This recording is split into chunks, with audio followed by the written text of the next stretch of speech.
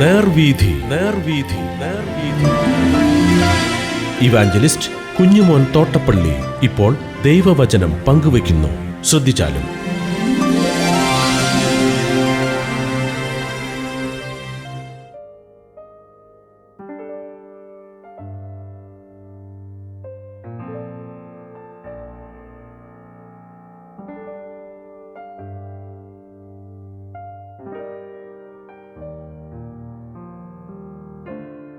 യെശയ്യാപ്രവചനം 47-ാം അധ്യായം ഞാൻ വായിക്കുന്നത് ശ്രദ്ധിച്ചാലും. ബാബേൽ പുത്രിയായ കന്യകെ, ഇറങ്ങി പൊടിയിലിരിക്ക.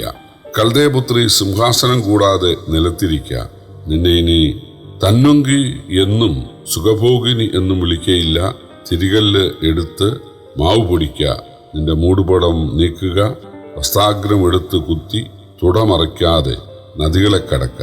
നിന്റെ നഗ്നത അനാവൃതമാകും. നിന്റെ നാണിടം കാണും. ഞാൻ ഒരു മനുഷ്യനെയും ആദരിക്കാതെ പ്രതികാരം നടത്തും. ഞങ്ങളുടെ വീണ്ടെടുപ്പുകാരനോ സൈന്യങ്ങളുടെ യഹോവ ഇസ്രായേലിന്റെ പരിശുദ്ധനെന്നാകുന്നു. അവന്റെ നാമം. കൽദയപുത്രി, മിണ്ടാതെ ഇരിക്ക. ഇരുട്ടത്ത് പോകാം. നിന്നെ ഇനി രാജ്യങ്ങളുടെ തമ്പുരാട്ടി എന്ന് വിളിക്കയില്ല. ഞാൻ എൻ്റെ ജനത്തോട് ക്രുദ്ധിച്ചു. എൻ്റെ അവകാശത്തെ അശുദ്ധമാക്കി അവരെ നിന്റെ കയ്യിൽ ഏൽപ്പിച്ചു തന്നു. നീ അവരോട് കനിവ് കാണിക്കാതെ വൃദ്ധന്മാരുടെ മേൽ പോലും നിന്റെ ഭാരമുള്ള മുഖം വെച്ച് ഇരിക്കുന്നു. ഞാൻ എന്നേക്കും തമ്പുരാട്ടി ആയിരിക്കുമെന്ന് നീ പറഞ്ഞു. അത് കൂട്ടാക്കാതെയും അതിൻ്റെ അവസാനം ഓർക്കാതെയും ഇരുന്നു. ആകയാൽ ഞാൻ മാത്രം, എനിക്ക് തുല്യമായി മറ്റാരുമില്ല. ഞാൻ വിധവയായിരിക്കയില്ല, പുത്രനഷ്ടം അറിയുകയുമില്ല എന്ന് നീ ഹൃദയത്തിൽ പറയുന്ന സുഖഭോഗിനിയും നിർവയവാസിനിയും ആയുള്ളവളെ, ഇത് കേൾക്ക. പുത്രനഷ്ടം, വൈധവ്യം ഇവ രണ്ടും പെട്ടെന്ന് ഒരു ദിവസത്തിൽ തന്നെ നിനക്ക് ഭവിക്കും. നിന്റെ ക്ഷുദ്ര പ്രയോഗങ്ങൾ എത്ര പെരുകിയിരുന്നാലും, നിന്റെ ആഭിചാരങ്ങൾ എത്ര അധികമായിരുന്നാലും അവ നിനക്ക് നിറപടിയായി ഭവിക്കാതിരിക്കയില്ല. നീ നിന്റെ ദുഷ്ടതയിൽ ആശ്രയിച്ചു. ആരും എന്നെ കാണുന്നില്ല എന്ന് പറഞ്ഞുവല്ലോ. നിന്റെ ജ്ഞാനവും നിന്റെ വിദ്യയും നിന്നെ തെറ്റിച്ചു കളഞ്ഞു. ഞാൻ മാത്രം, എനിക്ക് തുല്യമായി മറ്റാരുമില്ല എന്ന് നീ നിന്റെ ഹൃദയത്തിൽ പറഞ്ഞു. അതുകൊണ്ട് മന്ത്രവാദത്താൽ നീക്കുവാൻ കഴിയാത്ത അനർത്ഥം നിന്റെ മേൽ വരും. നിന്നാൽ പരിഹരിക്കാൻ കഴിയാത്ത ആപത്ത് നിനക്ക് ഭവിക്കും. നീ അറിയാത്ത നാശം പെട്ടെന്ന് നിന്റെ മേൽ വരും. നീ ബാല്യം മുതൽ അധ്വാനിച്ച് ചെയ്യുന്ന നിന്റെ മന്ത്രവാദങ്ങൾ കൊണ്ടും ക്ഷുദ്രപ്രയോഗങ്ങളുടെ പെരുപ്പം കൊണ്ടും ഇപ്പോൾ നിന്നുകൊള്ളുക. പക്ഷേ ഫലിക്കും. പക്ഷേ നീ പേടിപ്പിക്കും. നിന്റെ ആലോചനാ ബാഹുല്യവും കൊണ്ട് നീ വലഞ്ഞിരിക്കുന്നു. ജ്യോതിഷക്കാരും നക്ഷത്രം നോക്കുന്നവരും നിനക്ക് വരുവാനുള്ള മാനസാന്തരം അറിയിക്കുന്നവരും ഇപ്പോൾ എഴുന്നേറ്റ് നിന്നെ രക്ഷിക്കട്ടെ. ഇതാ, അവർ താളടി പോലെ ആയി തീക്ക് ഇരയാകും. അവർ അഗ്നിജ്വാലയിൽ നിന്ന് തങ്ങളെ തന്നെ വിടുവിക്കയില്ല. അത് കുളിർ മാറ്റുവാൻ തക്ക കനലും കായുവാൻ തക്ക തീയുമല്ല. ഇങ്ങനെയാകും നീ അധ്വാനിച്ചിരിക്കുന്നത്.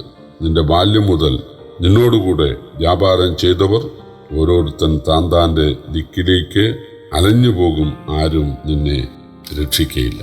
യെശയ്യാപ്രവചനം 47-ാം അധ്യായത്തിൽ വളരെ പ്രസിദ്ധങ്ങളായ ചില വാക്യങ്ങൾ നമ്മൾ വായിച്ചു. 4-ാം വാക്യം, ഞങ്ങളുടെ വീണ്ടെടുപ്പുകാരനോ സൈന്യങ്ങളുടെ യഹോവ ഇസ്രായേലിന്റെ പരിശുദ്ധൻ എന്നാകുന്നു അവന്റെ നാമം. 1-2 വാക്യങ്ങൾ ബാബേലിന്റെ തകർച്ചയാണ്.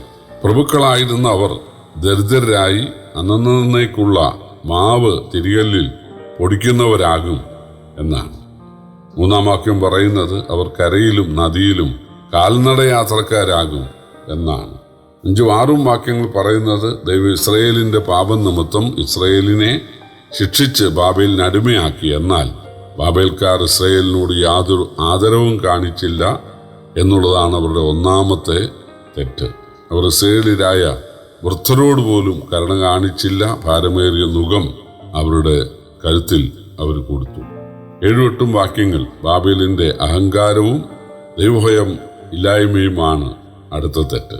9 മുതൽ 12 വരെയുള്ള വാക്യങ്ങളിൽ ബാബേല് മന്ത്രവാദത്തിലും ക്ഷുദ്ര പ്രയോഗങ്ങളിലും ആഭിചാരങ്ങളിലും മഷിനോട്ടത്തിലും കൈനോട്ടത്തിലും ഒക്കെ ആണ് ആശ്രയിച്ചത്. അതായത് ദുർമന്ത്രവാദത്തിലും അന്യദൈവ ആരാധനയിലും ഒക്കെയാണ് അവര് ജീവിച്ചത്.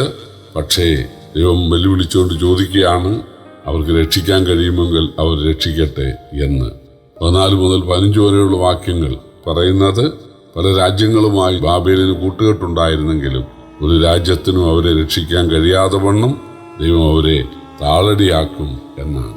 പ്രിയപ്പെട്ടവരെ, ദൈവത്തിന് ഏറ്റവും വിലയേറിയവർ തൻ്റെ വിലയേറിയ രക്തത്താൽ വീണ്ടെടുക്കപ്പെട്ട രക്ഷിക്കപ്പെട്ടവരാണ്. അവരെ ഈ നാളുകൾക്ക് ഉപദ്രവിക്കാനായി സാധിക്കും. ഇവിടെ ബാബേൽക്കാർ ദൈവജനത്തെ ഉപദ്രവിച്ചു. പക്ഷേ ദൈവം പറയുകയാണ്, അതിനെല്ലാം ഒരു കണക്ക് കൊടുക്കേണ്ടി വരും, അന്ന് അവരെ രക്ഷിക്കാൻ ആരും ഉണ്ടാകുകയില്ല എന്ന്. ദൈവജനത്തെ ഉപദ്രവിക്കുന്ന കുറേ രാജ്യങ്ങൾ ഇന്നുണ്ട്. ബൈബിൾ പ്രസംഗിക്കാനോ പഠിപ്പിക്കാനോ അല്ലെങ്കിൽ ആരാധിക്കാനോ പ്രാർത്ഥിക്കാനോ ഒത്തുകൂടാനോ അനുവദിക്കാത്ത കുറേ രാജ്യങ്ങൾ ഉണ്ട്.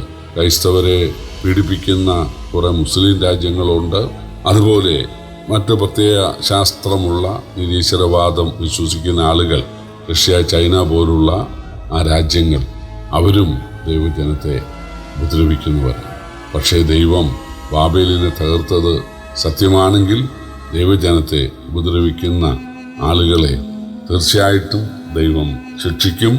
അതാണ് ഈ 47-ാം അധ്യായം നമുക്ക് നൽകുന്ന സന്ദേശം. അതുകൊണ്ട് കർത്താവ് നമ്മെ സഹായിക്കട്ടെ, കർത്താവ് നമുക്ക് ധൈര്യം തരട്ടെ, കർത്താവിൻ്റെ വരവിനായിട്ട് നമ്മളെ ഒരുക്കട്ടെ. കർത്താവിൻ്റെ വലിയ നാമം ഇന്നും എന്നേക്കും വാഴ്ത്തപ്പെടുമാറാകട്ടെ. ആമേൻ.